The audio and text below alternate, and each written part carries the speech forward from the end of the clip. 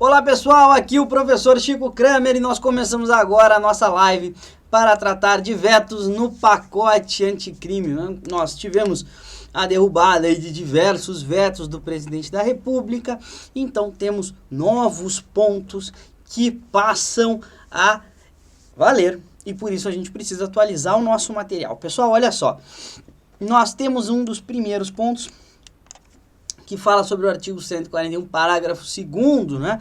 Estamos tratando aqui de crimes contra a honra. Bom, no que se refere a esses vetos, não é? Nos crimes contra a honra, existe uma certa crítica quanto à derrubada dos vetos, porque não seria realmente necessário que se tutelasse ainda mais essas questões. Então vamos lá. O parágrafo 2º do artigo 141 nos fala assim, ó, fica aumentada do triplo, né, a pena nesses crimes contra a honra, injúria, calúnia, difamação, quando forem cometidos ou divulgados pela rede mundial de computadores, tá? Entretanto, o tema já estaria contemplado na legislação atual. E aí eu trago o artigo 141. Se a gente observar no artigo 141 o parágrafo 3º, a gente vai ver que ele fala o seguinte, ó, a pena combinada neste capítulo se aumenta de 1/3, tá? Se qualquer dos crimes é cometido na presença de várias pessoas ou por meio que facilite a divulgação da calúnia, da injúria ou da difamação. A gente já tinha essa tutela, não é? Mas se criou o parágrafo 2º e o parágrafo 2º veio. Se o crime é cometido ou divulgado em quaisquer modalidades das redes sociais, da rede mundial de computadores, se aplica em triplo a pena. Parece que existe uma desproporcionalidade, né, na aplicação dessa pena e que existe aí uma falta de utilidade porque o tema já estaria devidamente tutelado. Essa é a opinião do presidente da República, tá? Por isso que existiu o veto. Muito bem. Outro ponto interessante que a gente tem que lidar aqui é a definição de rede social e ela está feita, e muito bem feita, na resolução 305 do CNJ. Então vocês podem ir para lá, olhar a resolução com calma, né, se for o caso, e aí ter um conceito bem mais complexo, né, robusto do que é rede social, tá bem? Em frente, pessoal, na LEP, né, na Lei de Execução Penal, na LEP, nós temos esse veto do artigo 9º-A, tá? Então a 7.210, né, de 84, a LEP, ela tem um veto que foi derrubado no artigo 9º-A. E esse veto que deixou de existir mudou a obrigação de identificação de perfil genético, né? Quais crimes deverão ter obrigatoriamente perfil genético do condenado identificado? Olha só. Antes, a gente tinha essa identificação para os crimes hediondos, tá bem? Para os crimes hediondos. Agora, a gente não tem mais essa identificação para os crimes hediondos. Além disso, ficou muito claro que a identificação é uma obrigação do Estado, né? Se o condenado se negar a ter o seu perfil genético identificado, o Estado vai ter que dar um jeito de buscar essa identificação em materiais abandonados pelo condenado. E são muitos, né? São muitos os materiais que o condenado abandona, porém que apresentam o seu perfil genético. Vocês podem pensar, por exemplo, numa escova de dentes. Ela vai ter perfil genético ali, sem dúvida, né? Vocês podem pensar num absorvente feminino, vai ter perfil genético lá também, não é? Vocês podem pensar, inclusive, em um garfo, né, gente? Um garfo, uma colher, uma faca, enfim, esses materiais aí comumente usados para a gente se alimentar, um copo. Existe uma sorte enorme de materiais que serão abandonados pelo condenado e que são suficientes para a gente buscar esse material para identificar o perfil genético, tá bom? Bom, o artigo 9º-A nos traz, ó, o condenado por crime doloso praticado com violência grave contra a pessoa, bem como por crime contra a vida, contra a liberdade sexual e por crime sexual contra vulnerável será submetido obrigatoriamente à identificação do perfil genético mediante extração de DNA, tá bom? Então, estão definidos aqui quem são os condenados que terão obrigatoriamente seu perfil genético identificado, né? Crimes dolosos contra a pessoa, crimes, bem como crime contra a vida, contra a liberdade sexual, crime sexual contra a vulnerável. E aí, a gente vai fazer isso através da extração de DNA, tá bom? Ah, e quem é que faz esse serviço? Por ocasião do ingresso no estabelecimento prisional. Possivelmente a gente vai precisar, não é, de um perito para fazer esse serviço e ele vai ter que estar no estabelecimento prisional ou vai ter que ter datas constantes de visita ao estabelecimento para que isso seja feito, tá bom? Legal. Aí, meu amigo, tivemos outros pontos que ficaram muito mais delineados, né? Eles tratam, sobretudo, de garantias para a proteção de dados, ou seja, se criou uma maior responsabilização com os dados desse perfil genético, tá? Por exemplo, a gente não vai poder usar esses dados para outros fins, né? Um fim que possivelmente seria interessante para usar esses dados é a identificação de descendentes, né, do condenado. Então, de repente, tem um processo lá na vara de família e tal, aqui a gente já tem material de DNA, já dá para fazer o teste de paternidade. Não vai poder, né? O que se criou, então, além da mudança de quais perfis genéticos serão identificados, né, se criou uma responsabilidade maior para que se use e se controle esses dados do perfil genético. Beleza. Em relação à falta grave, pessoal. Bom, vai ser falta grave para o condenado se negar a oferecer o material genético? Para a lei, sim, né? Para a lei, sim, o condenado seria obrigado a fornecer o material genético e, caso se negasse, cometeria falta grave. Pô, gente, possivelmente teremos uma questão inconstitucional, não é? Por clara violação do direito do condenado de não produzir prova contra si mesmo, né? O condenado jamais vai produzir as provas contra si mesmo de forma obrigatória e, caso se negue a isso, que faz parte de seu direito de defesa, comete falta grave, não fecha, né? A gente tem um problema aí que vai ser definido pelos tribunais, tá? Mas a gente já pode ficar ligado, porque essa questão com certeza vai começar a vir nos nossos concursos. Bom, vamos avançar mais um pouco aqui para a gente olhar. Olha só, questões referentes à ampla defesa, contraditório, né, no Código de Processo Penal. A questão do famigerado artigo 14A.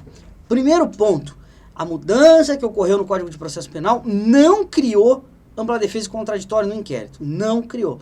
O inquérito é procedimento, na verdade, porque é pré-processual, é procedimento inquisitivo.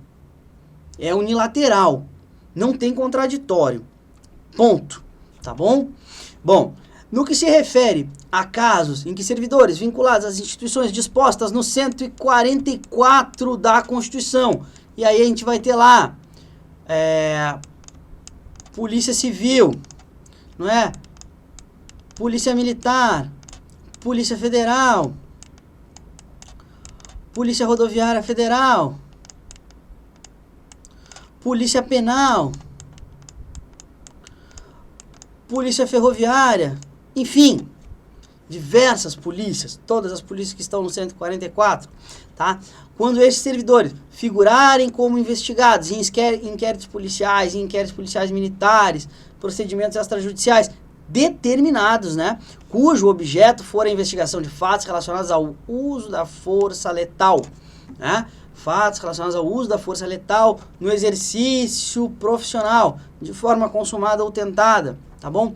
Incluindo as questões das excludentes de ilicitude, né? O artigo 23 trata aí das excludentes de ilicitude, tá? Bom, nesses casos, o indiciado poderá constituir defensor? Sempre pôde. O indiciado sempre pôde ter defensor? Nesses casos e em qualquer outro caso. Você está num inquérito, está sendo investigado, você vai lá e constitui seu advogado, ele te acompanha nos atos, ele acompanha os outros atos, ele olha os autos do inquérito, ele não tem acesso às investigações que estão em curso, não é? Às diligências que ainda não estão completas, a interceptação telefônica enquanto ela está acontecendo, ao auto de busca, né? Ao mandado de busca enquanto ele não foi cumprido. Até aqui, meu amigo, nada mudou. Sempre pôde e vai continuar podendo. E não transformou o inquérito em processo com contraditório. Bom, agora vamos para o parágrafo 1º do artigo 14A. Olha só. Para os casos previstos no caput do artigo, o investigado deverá ser citado da instauração do procedimento investigatório. Cara, ele vai ser informado, intimado, avisado. Não é citação, porque não é processo. Tá? O termo foi mal colocado e é só isso que tem de defeito. Não é? Ele vai ser avisado da instauração do procedimento investigatório e aí vai poder constituir defensor em 48 horas. Tá? Até aqui também temos aí só um emprego mal feito da palavra citação. Agora, esse aviso tem que ser logo que o procedimento começa? Claro que não. O aviso não é logo que o procedimento começa. Esse aviso, essa intimação, é quando for conveniente para quem está investigando, porque o inquérito é sigiloso e segue sendo sigiloso para todo mundo, inclusive para o polícia investigado. Claro, tem que ser. Sem a menor dúvida, tem que ser. Tá legal? Bom, aí agora sim começam a chegar os problemas que a gente precisa se ligar. Se esse camarada, nesse prazo de 48 horas, não faz nada, olha só, esgotado o prazo do parágrafo 1º, sem nomear defensor investigado, a autoridade responsável pela investigação deve intimar a instituição a que está vinculado o investigado, Polícia Civil, Polícia Militar, Polícia Federal, enfim, tá? Na época da ocorrência dos fatos, para que essa, em mais 48 horas, indique um defensor. Então, olha só, começou o inquérito. Lá pelas tantas foi conveniente. Ele foi intimado, avisado, tá? Ou citado, como a lei diz, mas não é citação que nem citação processual, tá? Não está consolidando, não é, o processo com a citação, que nem a gente vai constituir o processo no direito penal, no direito processual penal, com a citação. Não é isso. Né? Mas enfim, temos aí ele íntimo dessa informação. Existe contra você um inquérito, tá? Bom, nesse momento ele tem 48 horas para agir. Se ele ficar parado, nada faz. Se ele nada faz, o que acontece? Chama a instituição e dá para essa instituição outras 48 horas. Outras 48 horas, tá? Até aqui tá bonito, tá fácil, né? E se a instituição fica inerte, a Defensoria Pública deveria assumir essa defesa. O que, meu amigo, é um baita de um problema, porque a Defensoria Pública não deveria, na verdade, assumir essa defesa. Primeiro porque a gente está falando aqui, ó, pensa bem, ó, pensa num coronel da PM. Coronel da PM. Cara, o coronel da PM normalmente não faz parte das pessoas que deve ser atendida pela Defensoria Pública. A Defensoria Pública deve se concentrar e atender as pessoas que realmente precisam dos seus serviços, porque não tem condições de custear um advogado. Provavelmente um coronel, um major da PM, um delegado de polícia de última classe, vai ter condições de custear o seu próprio defensor, tá? Bom, mas ele ficou inerte, a instituição ficou inerte, aí a bola seria passada para a Defensoria Pública. Problema para os tribunais resolverem. Depois a gente reclama que os tribunais legislam, né? Mas também quando a gente faz as normas, acaba em alguns pontos trocando os pés pelas mãos e depois ainda derruba o veto que estava mantendo essa situação afastada aí da realidade. Parágrafo 3º. Havendo necessidade de identificação de defensor nos termos do parágrafo 2º deste artigo, a defesa cabe preferencialmente à Defensoria Pública, e se não tem Defensoria Pública, né, instalada, a União ou unidade federativa correspondente à respectiva competência territorial do procedimento deve disponibilizar profissional para acompanhamento e realização de todos os atos relacionados à defesa administrativa do investigado. Então, a gente vai ter aí algum tipo de advogado dativo. Talvez se crie para esses advogados um novo campo de trabalho. Pode ser? Pode ser. Tá? Parágrafo 4º, a identificação do profissional. Do 3º, deve ser precedida de manifestação de que não existe defensor e tal. Bom, tem que se organizar, isso aí, né? Podendo ser indicado profissional que não entregue os quadros próprios da administração, por isso pode ser dativo. Tá? Parágrafo 5º, na hipótese de não atuação da defensoria, os custos desse advogado, tá, correrão por conta do orçamento próprio da instituição a que esteja vinculado. Ou seja, você vai criar um custo para o governo do estado e a gente não sabe se o governo vai ter condições de arcar com esse custo. Pensa num estado que nem o meu aqui, né? O Superação tem sede em Porto Alegre. Eu, por exemplo, sou funcionário da Polícia Civil do Rio Grande do Sul e eu sei que o meu estado enfrenta graves problemas, né, de endividamento com a União. É um estado que tem esse problema. É um ótimo estado, tem uma baita de uma polícia, mas está vivendo esse problema. Já é um problema histórico do Rio Grande do Sul, né, esse endividamento. Como é que ele vai assumir mais um custo, né? Bom, outro problema. Como a gente está tratando de temas específicos, o policial que está sendo investigado nessas questões de letalidade vai ser o único merecedor da defesa técnica, né? E os policiais que estão sendo investigados em outros pontos, né, que não sejam relacionados aí com o uso de equipamentos letais, tá? O funcionário, de repente, está sendo investigado por algum tipo de corrupção, ou está sendo investigado por algum tipo de tráfico, enfim. Esse não tem direito. Por que a gente está privilegiando um dos ramos somente, né? Que podem fazer o policial responder, tá? Complica, né? E temos ainda uma questão de eficiência administrativa que vai acontecer, porque nós vamos criar um inquérito que vai ficar trancado nas delegacias ou nas corregedorias, porque a pessoa não vai indicar advogado sabendo que no final das contas o Estado vai ter que indicar. Ela vai aproveitar que ela já sabe do processo, isso é óbvio, né? Ela está exercendo direito de defesa. Ela vai aproveitar que ela já está sabendo do processo e vai começar a tentar buscar provas para se defender, mas não vai indicar advogado, vai deixar o tempo passar, vai aproveitar aqueles dias, semanas a mais que ela vai acabar tendo até que alguém acabe assumindo, né, o seu inquérito policial. Isso vai trazer problemas também de ordem de eficiência, mas até de ordem logística, né? Porque você vai começar a ter as corregedorias abarrotadas de procedimentos que não andam, tá? Beleza. Sobre garantia de contraditório no inquérito, a gente já tratou, ela não vai acontecer, tá bom? No que se refere ao chamamento desse investigado, ele vai acontecer quando for necessário, conveniente para o inquérito policial. A gente segue respeitando a súmula vinculante 14, tá? Legal. Bom, questões que envolvem a progressão de regime e que também são objeto de derrubada de veto, né? A gente sempre teve a progressão de regime da seguinte forma: fechado para semiaberto, semiaberto para aberto, né? Então ela é efetivamente progressiva, né?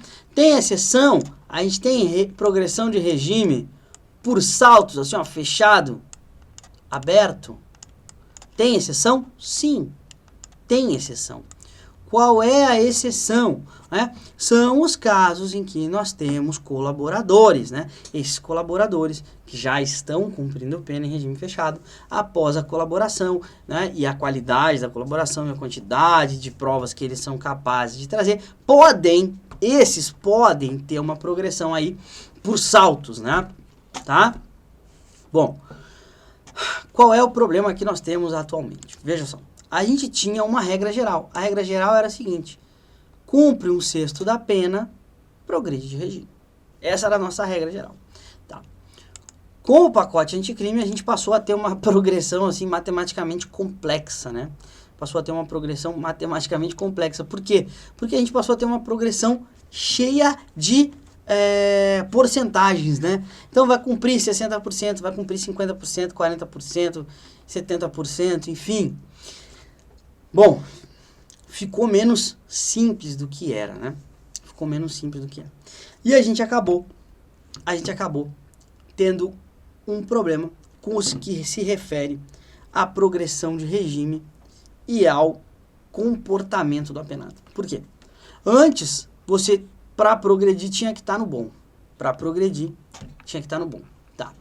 Agora, com a prática da falta grave, reinicia o prazo para progressão de regime. Olha só. Parágrafo 6º. O cometimento de falta grave durante a execução da PPL, pena privativa de liberdade, interrompe o prazo para obtenção da progressão no regime de cumprimento de pena. Interrompe, né? Quando interrompe, volta para o zero, conta tudo de novo, tá? Caso em que o reinício da contagem do requisito objetivo terá como base a pena que sobra, né? Pena remanescente, tá bom? E aí, recupera o bom comportamento e progride de regime. Seria isso, tá? Mas aí o que aconteceu? Olha só o que diz o artigo 7º. O bom comportamento é readquirido após 1 ano da ocorrência do fato. Então a gente tinha aí um tipo de um prazo, não é? Um prazo para que o apenado ganhasse novamente a confiança, né?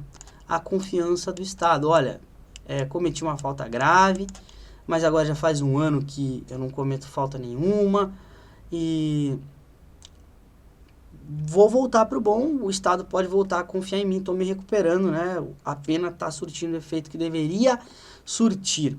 Tá, o problema é que depois da vírgula vem aqui, ó, ou antes, após o cumprimento do requisito temporal exigível para a obtenção do direito. Isso quer dizer, meus amigos, isso quer dizer que eu recupero o bom comportamento em 1 ano ou no requisito temporal da progressão. Se o requisito temporal da progressão for 7 meses, eu recupero o bom em 7 meses.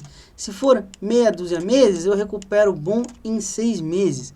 Então, a gente acabou ficando numa questão meio complexa que nos traz um problema, né?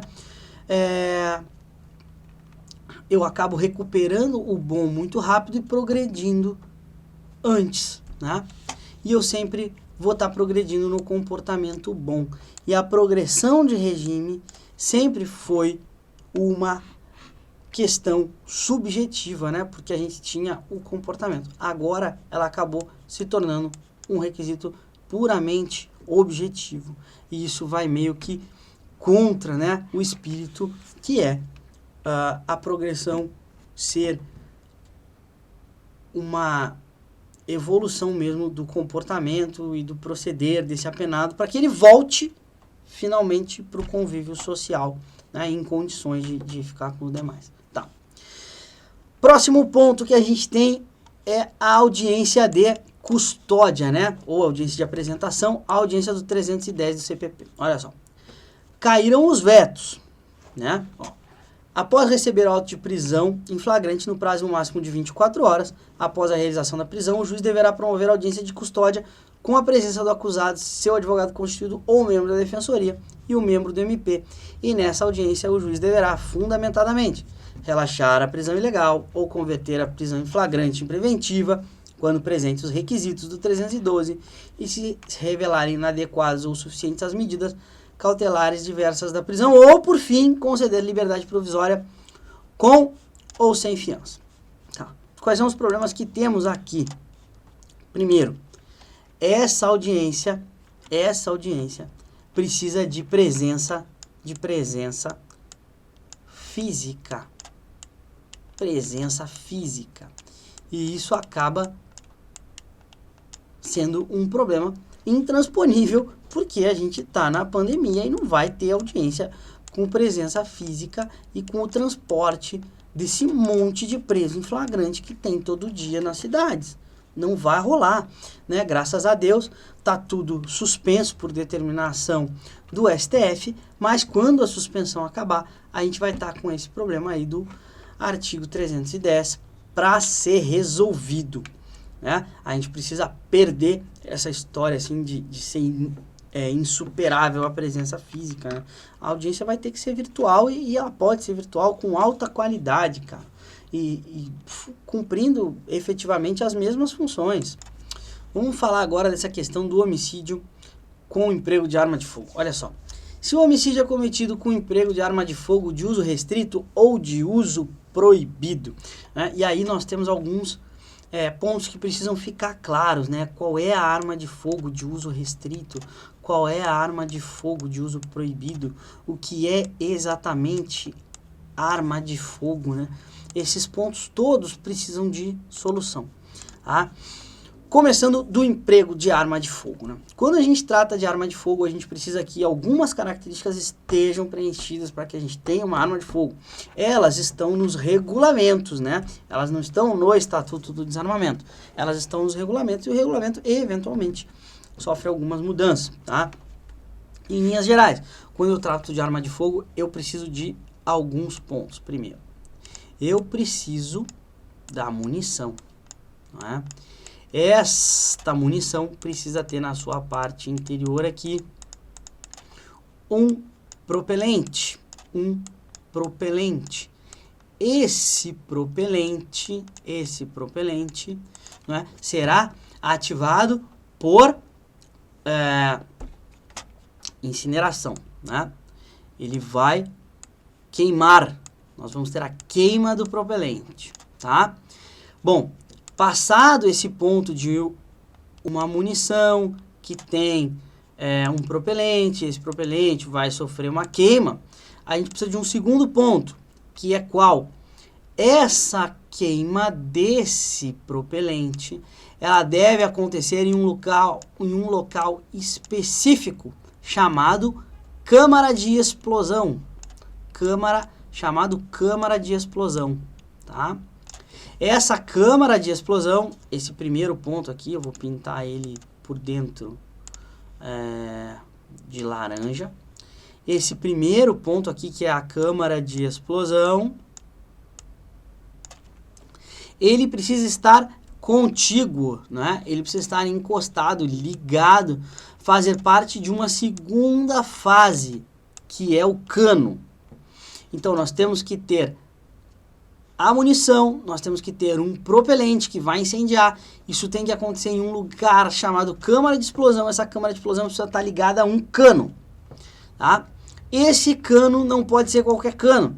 Ele tem que ser um cano capaz de dar a essa munição algumas características. Vejam só, primeiro, ele precisa ser capaz de auxiliar no restante da queima do propelente.